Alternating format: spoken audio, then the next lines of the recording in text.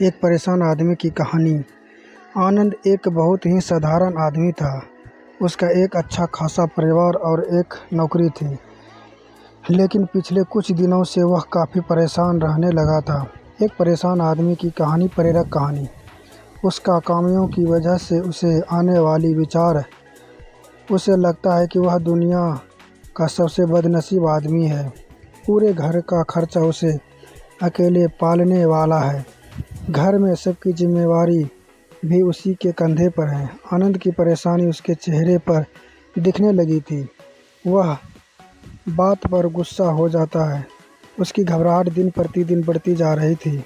एक दिन आनंद अपने घर में ऐसे ही परेशान होकर बैठा था, तभी उसका पास आया और कहने लगा कि पापा, मुझे स्कूल से स्टेप दिया है, क्या आप मुझे शरण में लेने में मदद करेंगे? आनंद ने अपने बच्चे की पूरी बात सुनी बिना ही उसका गुस्सा फूट पड़ा और उसे काफ़ी बुरा सुना दिया। बच्चा वहाँ से निराश होकर थोड़ी देर बाद आनंद का क्रोध शांत हुआ। तब उसकी गलती का एहसास हुआ। आनंद अपने बच्चे के कमरे में गया, जहाँ उसने अपनी पुस्तिकाओं में देखा कि वह सो गया था। उसने नोटबुक उठा लिया। उसमें आज स्कूल से एक विषय पर फोटो पैराग्राफ क्रिएट करने के लिए दिया गया था। विषय कुछ ऐसा था, ऐसी चीज़ें जो पहले बुरी लगती है लेकिन होती अच्छी है। बच्चे ने कुछ पैराग्राफ उस विषय पर लिखने के लिए थे। आनंद ले उस नोटबुक में लिखा गया है। बच्चे ने कुछ इस तरह से लिखा था, मैं उन परीक्षाओं का धन्यवाद करना चाहता हूँ जो पहले मुझे बहुत बुरी लग रही थी, लेकिन बाद में मुझे समझ आया कि उसके बाद ही वैक्सीन आता है। मुझे बीमारी में बेच जाने वाली सभी कड़वाहट वाला व्यवसाय से द्वेष था, लेकिन बाद में मुझे समझ आया कि ऐसी दवाओं की वजह से मैं स्वस्थ हो पाता था और बाकी सभी चीज़ों का मज़ा ले पाता था।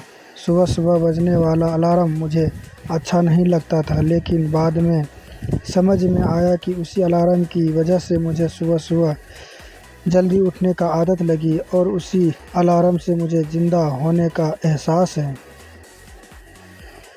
पहले मेरे पापा की डांट अच्छी नहीं लगती, लेकिन अब मैं समझ पाया हूँ कि उनकी डेटा की वजह से ही मैं सही रास्ते पर बना रहता हूँ और अच्छे भविष्य की ओर बढ़ता जा रहा हूँ।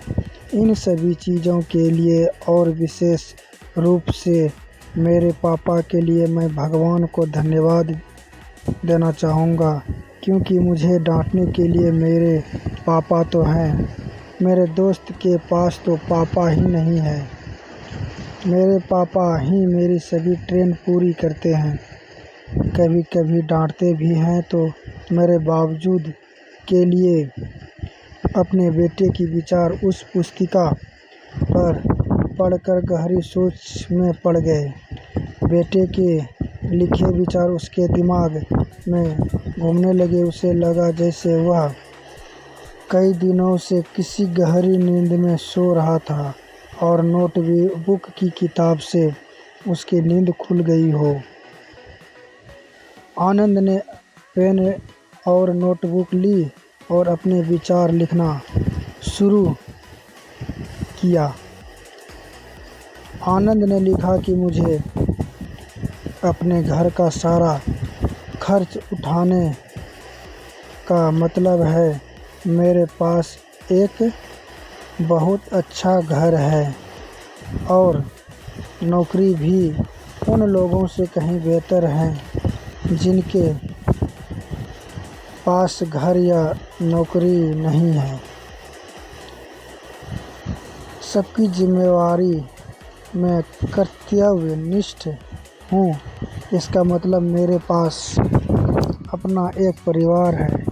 मतलब मैं उन सभी लोगों से ज़्यादा खुशनसीब हूँ जो अकेले या अनाथ हैं। आनंद ऐसे ही एक के बाद एक अपनी सारी परेशानियां लिख गई और उन जाम का दूसरा पहलू जो कि पूरी तरह से जारी किया गया था। ये सब करने के बाद उसका दिमाग ठीक हो जाएगा। उसे लगा जैसे वह काम समझ रहा था, वो कोई परेशान नहीं था। दोस्तों, हम में से कई लोग अपने जीवन में घटित हर घटना को नकारात्मक दृष्टि से देखते हैं और हमेशा दुखी रहते हैं। हमें हर समस्याओं को सकारात्मक दृष्टि से देखना चाहिए। जिस दिन से हम ऐसा करते हैं उस दिन से हमारी हर समस्या गुम हो जाती है, क्योंकि कोई भी समस्या एक नकारात्मक विचार से ज़्यादा कुछ नहीं होती है।